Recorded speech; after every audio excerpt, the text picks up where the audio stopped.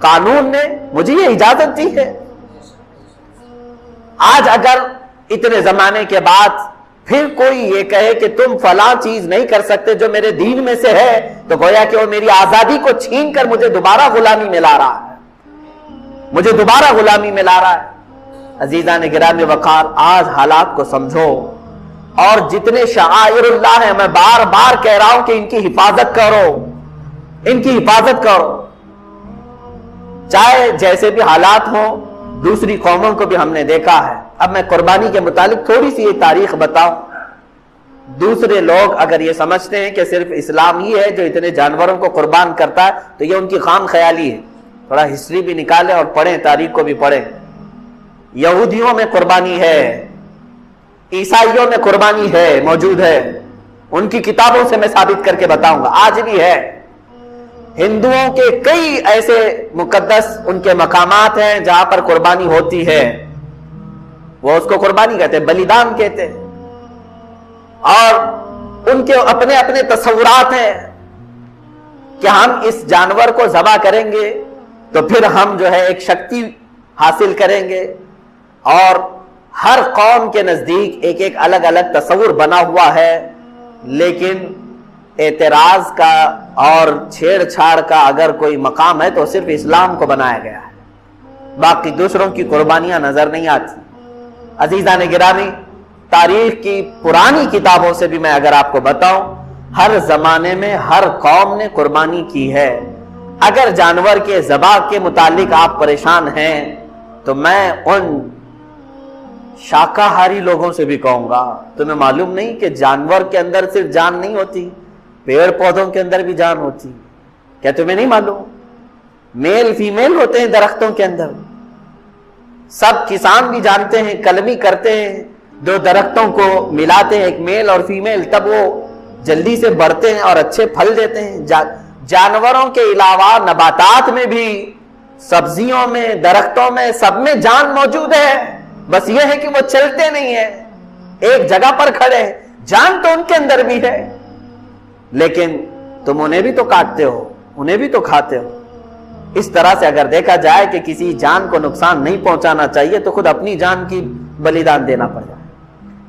تم ایک جگہ بیٹھو گے، نہ کسی پھل کو کاٹ سکتے ہو کیونکہ اس کے اندر بھی جان، کسی سبزی کو کاٹو تو اس کے اندر بھی جان. یہ تمام جان والی چیزیں ہی ہیں، نباتات بھی.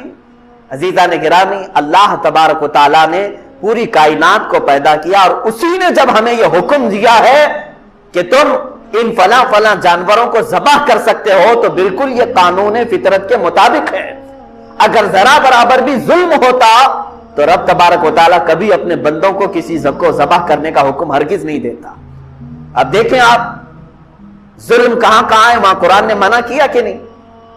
ہم بیل، بکرے اور اونٹ کو تو ذبح کر رہے ہیں، لیکن کیا کبھی انسان کو ذبح کرنے کی اجازت قرآن نے دی ہے؟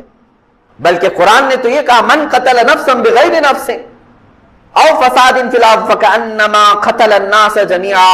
جس نے کسی ایک جان کو بھی قتل کیا ناحق، ایک جان کو بھی قتل کیا بغیر کسی حق کے، اللہ تعالیٰ فرماتا ہے گویا کہ اس نے پوری دنیا کے انسانوں کا قتل کیا ہے، پوری انسانیت کا وہ قاتل ہے.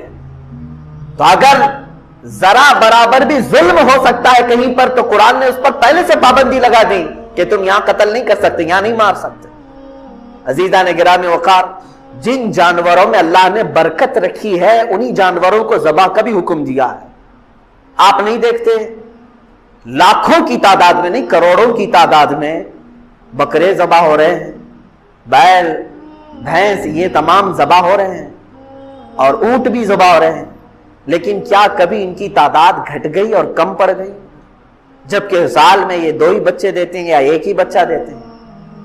جتنی تعداد میں کاٹے جاتے ہیں اور کھائے جاتے ہیں، بیل ہیں، بکریاں ہیں، اونٹ ہیں، بھینس ہے، ان کی تعداد کبھی کم نہیں ہوئی، کبھی شارٹیج نہیں ہوا گوشت کا.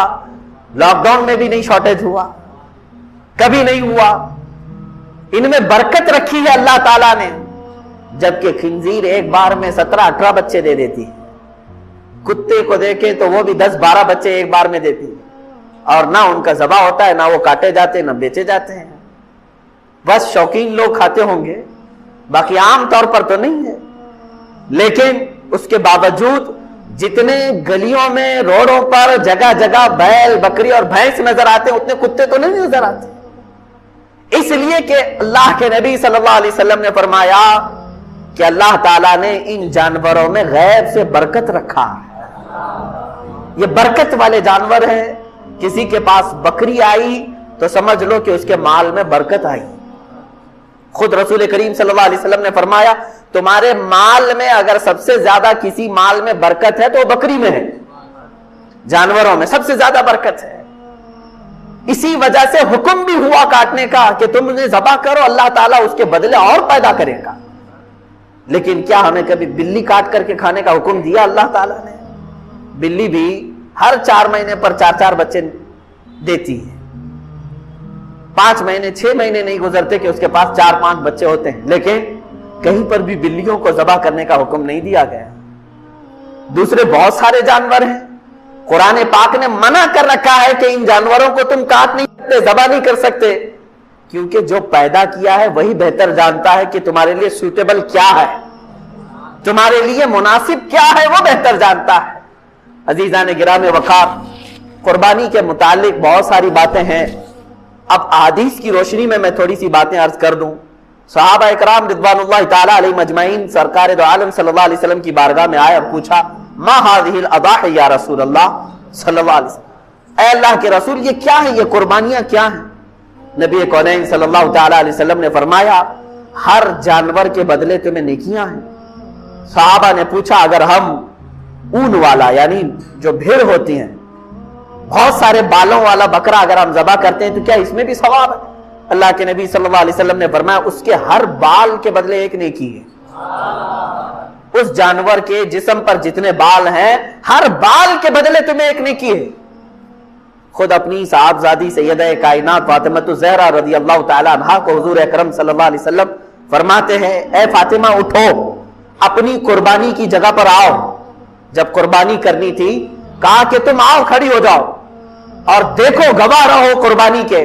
انہوں نے پوچھا کہ کیوں یا رسول اللہ صلی اللہ علیہ وسلم؟ حضور اکرم صلی اللہ علیہ وسلم نے فرمایا قربانی کے جانور کا خون کا قطرہ زمین پر گرنے سے پہلے مولا سابقہ گناہوں کو معاف کرتا ہے، تمہارے گناہ معاف کر دیے جاتے ہیں۔ تو حضرت فاطمہ نے یہ بھی پوچھا یا رسول اللہ صلی اللہ علیہ وسلم یہ صرف اہل بیت کے لیے ہے یا سارے مسلمانوں کے لیے؟ رسول کریم صلی اللہ علیہ وسلم نے فرمایا فاطمہ میرے گھر والوں کے لیے خاص ہے اور تمام مومنین کے لیے عام ہے، سب کے لیے ثواب کہ تم اپنے جانور کو ذبح کر رہے ہو تو پھر اس کے خون کے قطرے زمین پر گرنے سے پہلے تمہارے سابقہ گناہ بخش دیے جاتے ہیں۔ اب قرآن کی آیت کی طرف بھی اگر آپ آؤ 17ویں پارے میں سورۃ الحج میں اللہ تعالیٰ فرماتا ہے لن ینال اللہ لحومها ولا دماؤها، تمہارا گوشت اور تمہارا خون اللہ تک نہیں پہنچتا ہے، یہ گوشت اور خون نہیں پہنچ رہا ہے، وَلَٰكِن يَنَالُهُ التَّقْوَىٰ مِنْكُمْ، بلکہ اس کے ذبح کرنے کے وقت جو تمہارے دلوں کی نیت ہے وہ اللہ کو معلوم ہے، اسی پر تمہیں اجر و ثواب ہے۔ تم کس لیے کاٹ رہے ہو؟ گوشت کھانے کے لیے کاٹ رہے ہو یا اللہ کا تقرب حاصل کرنے کے لیے، اللہ کا قرب حاصل کرنے کے لیے؟ آپ سوچتے ہوں گے ایک جانور کو ذبح کر کے اللہ کا قرب کیسے حاصل ہوتا ہے، کیسے اس کے قریب ہوتا ہے آدمی ایک جانور کو کاٹنے؟ میرے عزیزو یہ بھی میرے رب کا احسان ہے۔ کیا ہے جانتے ہیں؟ در حقیقت قربانی تو اپنی جان کی ہونی چاہیے تھی، اللہ تبارک و تعالیٰ چاہتا تو تم سے یہ فرماتا جیسے حضرت ابراہیم علیہ السلام سے مانگا اس نے، اللہ تبارک و تعالیٰ نے فرمایا کہ اے ابراہیم اپنے بیٹے کو ذبح کرو۔ حکم تو یہ ہو سکتا تھا کہ اے امت مصطفیٰ کے مسلمانوں تم اتنے سال جیو، 25 سال کی عمر ہو جائے تو آؤ اپنی گردن دے دو، 40 سال کی عمر ہو گئی ہے تو آؤ قربان گاہ میں اپنے آپ کو کٹوا دو۔ کہیں یہ حکم نہیں فرمایا، بلکہ حقیقی قربانی جو ہے وہ اپنی جان کی تھی۔ اللہ تبارک و تعالیٰ نے جیسے اپنے نبی کے لیے دمبا بھیجا جنت سے، وہ تو صرف ان کا امتحان تھا، اسماعیل علیہ السلام کو کاٹا تو نہیں گیا، ان کے بدلے میں بکرا کاٹا گیا۔ تو رب تبارک و تعالیٰ نے فرمایا اب امت مصطفیٰ کے لیے بھی بلکہ تمام مومنین کے لیے بھی یہی حکم ہوگا کہ تم کاٹو گے اپنی طرف سے کوئی بکرا یا جانور، لیکن مولا تعالیٰ کی طرف سے تمہاری خود کی قربانی سمجھی جائے گی، تم نے خود قربان کیا ہے۔ اور یہ تصور کب آتا ہے جانتے ہیں آپ؟ قربانی کا جو اصل مفہوم ہے، ظاہر سی بات ہے اب کے زمانے میں یہ تھوڑا سا مشکل ہے. جیسے ہم حصوں والی قربانی لیتے ہیں، ہمارا بیل کہاں کٹا ہم کو پتہ ہی نہیں چلتا ہے. اصل جو قربانی ہوتی تھی وہ ہمارے اپنے پالے ہوئے جانوروں کی ہوتی، یا ذبح کرنے سے چند دن پہلے لائے جاتے تھے. اور اس کے آداب میں یہی ہے کہ اگر تم قربانی کا کوئی جانور لائے ہو تو اسے اچھا کھلاؤ پلاؤ اور اس کو سجا کر کے رکھو، اس سے محبت کرو. حتیٰ کہ بہت سارے ایسے بزرگ ہیں جنہوں نے یہ بھی فرمایا کہ اسے نہلاؤ دھلاؤ، تمام جانوروں سے اسے الگ کچھ نشانی ڈال کر کے رکھو. اور پہلے کے دور میں ہار پہنائے جاتے تھے ان جانوروں، ان کو الگ رکھا جاتا تھا اور سارے لوگ جانتے تھے کہ یہ قربانی کا جانور ہے. ہار پہنا کر کے انہیں الگ رکھا جاتا تھا. اسی سے قلادہ ہے، جیسے عرب میں بھی حج کے لیے جب صحابہ آتے تھے تو ہار پہنا کر کے جانوروں کو قربان گاہ لاتے تھے مینا میں. ان جانوروں کے ساتھ یہ سلوک کیوں کرایا گیا؟ انہیں صبح شام دوپہر ان کے کھانے پانی کو دیکھو، ان کے اوپر تم ہاتھ پھراؤ. دو باتیں، ایک تو میرے آقا صلی اللہ علیہ وسلم فرماتے ہیں قیامت کے دن یہ جانور اپنے سینگ اپنے کھر اپنے گوشت اپنی کھال کے ساتھ آئے گا. حضور اکرم صلی اللہ تعالی علیہ وسلم کا نور پاک تھا، انہی کی نسل میں حضور تشریف لائے.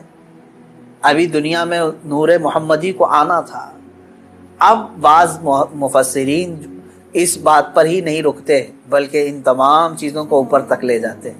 ابراہیم علیہ السلام کو آگ نے نہیں جلایا، وہاں پہ بھی نور محمدی ان کے پیشانی میں تھا.